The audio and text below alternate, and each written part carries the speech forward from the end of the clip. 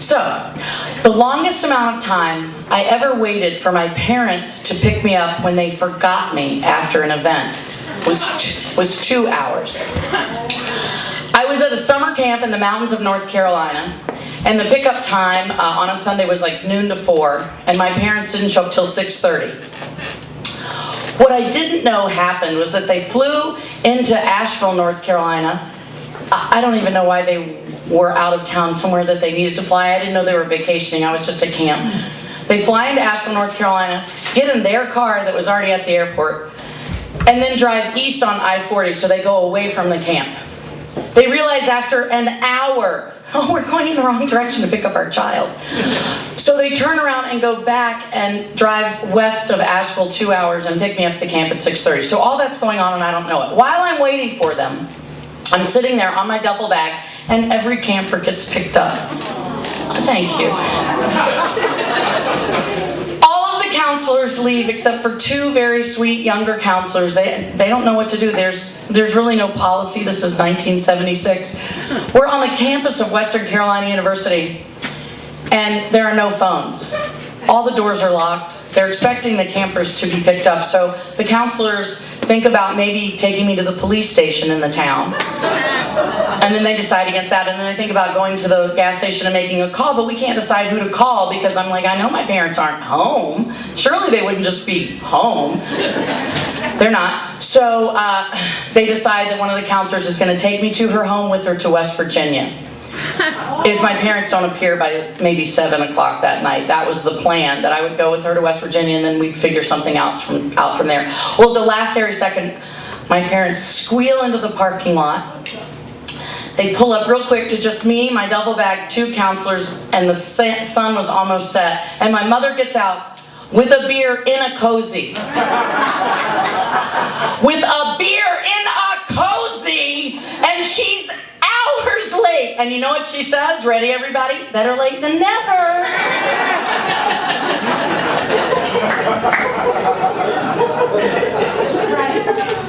So my parents had been frequently late to pick me up to a lot of activities. Never that late. Certainly not my dad. I take it back. He never picked me up to anything. My brother, who's here tonight, he's out there somewhere. He's actually been a wonderful ride all my life. He would show up and pick me up if he committed to, but this story isn't about him.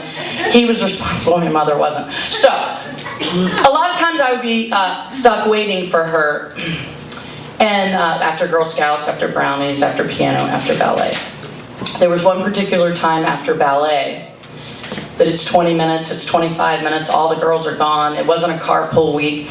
So my ballet teacher very sweetly sat with me while we waited for my mother. I'd like to tell you a little about my ballet teacher. She was 70 probably. She had danced in the London Ballet. She preferred to be called her formal married name, which was Mrs. English Bagby. Her husband's name was English. Isn't that terrific? And they were both from England, and her name was Helen Bagby, but she said, please don't address me by my Christian name. She liked to be called Mrs. Bagby or Mrs. English Bagby. So we're waiting, and she has this beautiful posture, and every time she taught class, she wore her working peak tights and her working teaching slippers, and she had her wool coat over her. And after a half hour, she said, you're coming home with me and we'll call your mother from there. So we get in her car and we go to her house. And this is in Chapel Hill, North Carolina. She had a very professorial house. Her husband, Mr. English Bagby, was a professor at Carolina. Her home was filled with books and huge plants and rugs that overlapped rugs. And it was exciting to see behind the scenes of my ballet teacher's life.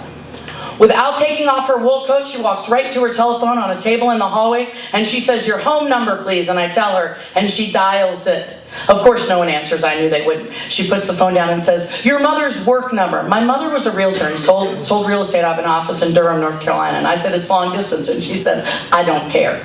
So she dials that number, and of course, no one's there. It's probably 6:30 on a Wednesday by then. So I'm thinking in my head during all this time, I know damn well where my mother is, because the road that led to the ballet class continued on to the Chapel Hill Country Club. I knew that's where my mother was. It was a Wednesday. It was open buffet night. You could bring guests for free. I knew she was there. She was frequently there, and she forgot me. So I say to Mrs. Bagby, I think we should call the country club. And she says, fine. And she starts to get out her phone book, and I go, I know the number. And she goes, how do you know the number of the country club? And I said, well, I actually don't know the main line. I just know the number of the bar. That's how you can get my mother.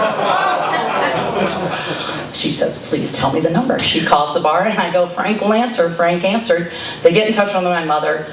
My mother eventually comes there. Mrs. Bagby stands, regal, beautiful ballet posture, waiting for my mother and me, or waiting with me for my mother. So she pulls into the driveway. My mom has a scotch and soda between her legs. I don't see it until I get into the car, but I know it's there. So she has a scotch and soda. She leans out the window and she says to Mrs. English Bagby, better late than never. So as I'm about to get in the car, Mrs. Bagby grabs me, or not grabs, but holds me by my shoulder and says, Elizabeth, ballerinas are timely. And I go, okay. All right, cut to me in my mid-20s in Chicago. Oh my God, I am living the life. I have so much going on. I'm working a full-time job in the suburbs. I'm taking classes at Second City. I'm taking classes at Improv Olympic. I'm taking classes at Stephen Ivich's acting studio in Bucktown. I'm auditioning and I get cast in this play. It's a play that's in a space on Belmont that's now a Starbucks. But back then it was a hot theater to get cast in. And I was so full of myself, and I was frequently late to rehearsals because I had a lot going on in my life. So I show up to the dress rehearsal late, a good half hour late. And the director says to me, she says, you're late. And I say, well, better late than never. And I probably said it more snarkily even than I've just demonstrated to you. And she says, you're fired.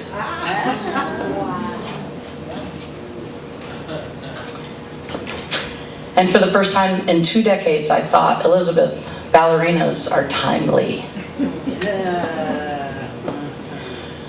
I happened to be in therapy at the time, and I bring it up.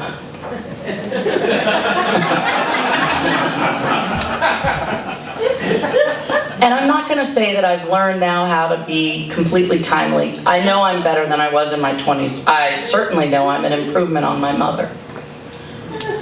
But what's interesting to me is that I've learned over the years that better late than never. It isn't like a get out of jail free card that you can wave in the monopoly of your life and just go, here, better late than never. I don't need to be responsible. I don't need to think ahead. I have a catchphrase.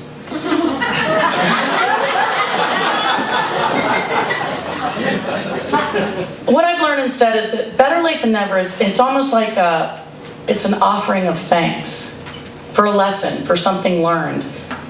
That I'm glad that instead of never learning something, I've learned something now. It's better that I've learned it now, not never. And I can certainly say, without a doubt, what my lesson is that ballerinas are timely. Thank you.